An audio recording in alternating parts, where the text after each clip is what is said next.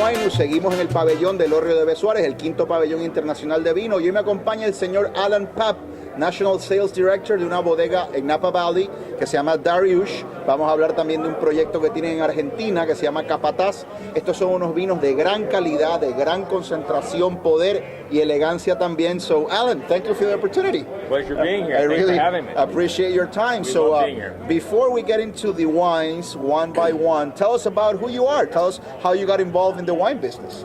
I first got out of college and I was in finance, and as much as I loved it, I was lucky enough to be taken under somebody's wing who loved wine. Right. And he liked me, I loved him, and one bottle became a book became a wine cellar, and then it became an out-and-out passion for me. And Okay. when I lost the kind of luster for numbers and things like that, I had the opportunity to start with Darioush in the wine business out in Napa Valley. And 1 year became 2 to 4 to 5 to 7. So I'm presently in my 7th year as a sales director of the winery, and we're in southern Napa Valley. And it's kind of happened like that. So it really is a relationship that was built on passion and love for wine. Tell us a little bit about the winery. I've seen this label around for the last, I would say, at least here in Puerto Rico. I got involved as a wine consumer, of course, around 1999, 2000. I got involved with seeing labels, but full-time around 2005, 2006. And obviously, I've seen a growth. I've seen the label sort of take off, and now it's a very popular brand here in Puerto Rico. What can you tell us about the winery, the vision behind it, the man behind it? Tell us about Darioush. Okay. It's been, you're right, it has been a great growth story here in Puerto Rico, and a lot of people in the States can't understand it. We can't even quantify it, to be honest. It's been an underground, we don't get 100 rated scores, we don't advertise, we don't do a lot of things that a lot of people do. So it's been really kind of under the radar, organic growth, just people that are really sincere. I have tables full of people. We ran out of wine. We ran out of wine yesterday. Yeah, it's amazing. And this is a sophisticated market. Okay, so this is not like going to, I'm not going to name any states because I don't know where anybody's from, but Puerto Rico is a sophisticated market. When you have those kind of fans, it's you would categorize Puerto Rico as a fancy consumer market?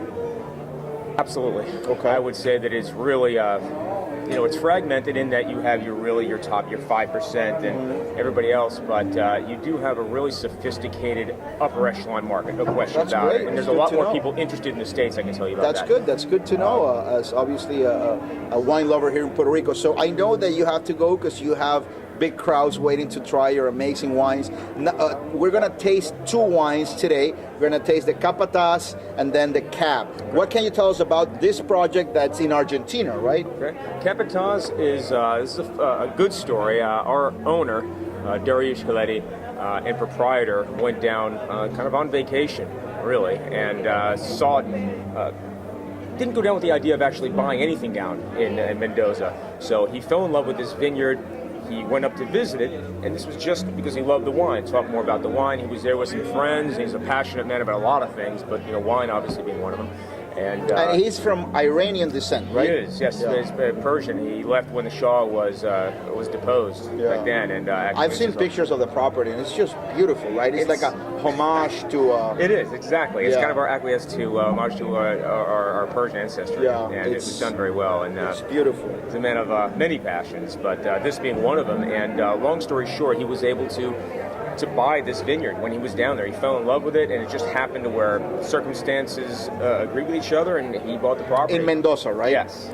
Have you been down there? I haven't, unfortunately. Okay. My president Dan DePolo and everybody's been down there. I haven't had the well, honor you'll get to yet. go. You'll get to go. Let's do a tasting. Let's do a tasting for our audience right here. Let's see what we get in the nose. I got ahead of myself, and I get some chocolate. No doubt. I get this beautiful, beautiful notes, floral components, a little bit of a menthol, and the rose petal. Yeah, that component that I find very delicious in Malbecs, and it's on the raspberry jam towards the very ripe fruit. Yes. But you also get some flowers, as I said. It's incredibly yummy. Yes. on the nose. Let's see what's in here. And the good thing about this wine, or the different thing about this wine, is it's made for a California palate. When I taste this, I can taste or can see Steve Devitt, our winemaker at Darioush's hand in it. And Steve flies down there a few times a year and makes this wine. So it's a bit more round, a little more unctuous, and maybe slightly more extracted than traditional Malbec. But it doesn't have maybe the hard edges and the rusticity. It's creamy, and has this delicious bitter chocolate on the exit. Yes. Delicious bitter chocolate. Now, moving on onto the cab, let me give you the bucket here. Let's move on to the cab. And I hate to move so quickly through a wine because I love them so much. I know, but you obviously have to go to see your crowds. I'm sure you're going to run out of wine again. So what can you tell us about this bottle right here? Signature Cabernet, we've been making this since inception. When people generally think of Darioush, they think of this wine alone, or at least first. Signature Cabernet, we've been taking this Cabernet off the top of Mountain Beater since inception. Since 97 is our first vintage. We do a double berry by berry sort, one pre, one post stemming. So no centrifuge on this. And these are nice, tight, small clusters, small skin to juice ratio. And we really want to highlight the minerality and kind of that beautiful side of high altitude Cabernet. Do you guys aim to, or maybe look towards Bordeaux in making your wines, or you try to bring about this California style? There's no question Darioush's kind of idea and his passion lies in Bordeaux, in French wines, and it's very popular to say that, but I think we actually walk the walk with this Cabernet only because we could over manipulate. There's a lot of things we can do to extract that and make that as big as we can and bold and things that most people do. To me, on the nose, it's like this French man from the left bank goes out on a date with this California girl, and then they have a baby. I like where you're going. All so right. This is Napa meets Pauillac. Yes. Or Napa meets Saint-Julien, something like that. It has this currants, this notes of cassis, a little bit of mint, a little bit of herbs. Incredibly elegant. Yeah, and let's see what's in the palate. That's what we're shooting for. We want to show that off. And there's a lot to be said for cooler climate Cabernet in California, and I don't think there's a great deal of it, people really showing that off. Velvety tannins, very velvety. The Exodus, again, I see a resemblance with the exit in the Capataz, even though they're different grapes. Sure. Again, some chocolate, some dark chocolate, and a long finish, good persistence. In terms of pairings, what would you pair these two wines with? If you, let's say that you invite me to your house, I bring wine, of course, and we go to your house. I was going to ask you about him. All right. This is our cellar master. He's a womanizer. Oh, and really? and a wild guy. He's a very wild guy. So see him later, man. And if we go to your house and we bring these two bottles, what would you fix for dinner? I would say Capataz. I would have to go with the lamb. Lamb. And I'm not the best person for this, but I've had this. This is just speaking purely from experience. Lamb with the Capataz. And as pedestrian, lamb with some rosemary. Sauce, rosemary. Yes. I mean, I had it, and it was absolutely just perfect. I'll get to try it. I'll get to try it. And for the cab, for the big boy, Cabernet. the beast, right, the monster, the Shaquille O'Neal of wine.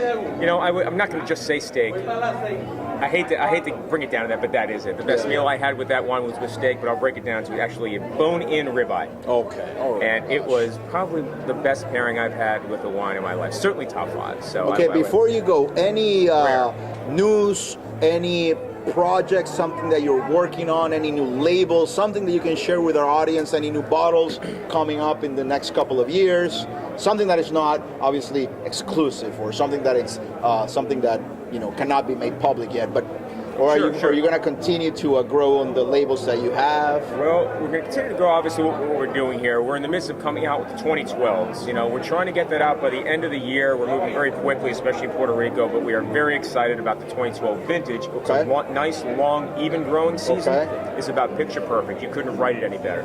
Our 2012. So I should buy 2012. after they're released. No question about it. We are, eagerly anticipating. Me even more so. I talked to my boss, and we both talked to Darioush. I'd like to have them out today. They're gorgeous. And Great. ours is Steve Devitt couldn't have done a better job with it. But we have a dual, which is a 60-40 Cab Shiraz blend that we do, and a white. So that's a little bit off the map that we may bring into Awesome. Puerto Rico. And we have a second label of Darioush, signature Cabernet called Caravan. Yeah, I And had that's that in coming Chicago.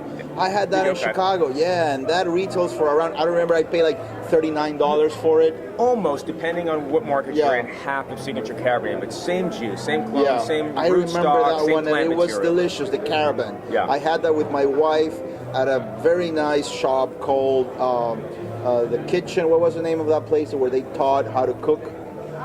It's shopping. The Chopping Block in Yeah, Chicago. I haven't been there. I know it. I've seen Beautiful, it. Yeah. and they have a section where they, you can get hors d'oeuvres and wine, and we had the Caravan, and it rocked, man. It rocked. over delivers, and we've never had it here in Puerto Rico. And It's one of those. we're gonna have it as well. It's one of those wines that you say, I would pay double of what this cost for this quality. Yeah. Thank you. That is good to know. Thank you so much for the opportunity. It's flattering to be honored. Amigos, muchas gracias. Traeremos más noticias, más novedades desde aquí, desde el quinto pabellón internacional del vino del Orrio de Suárez. Salud y nos vemos. Thank you.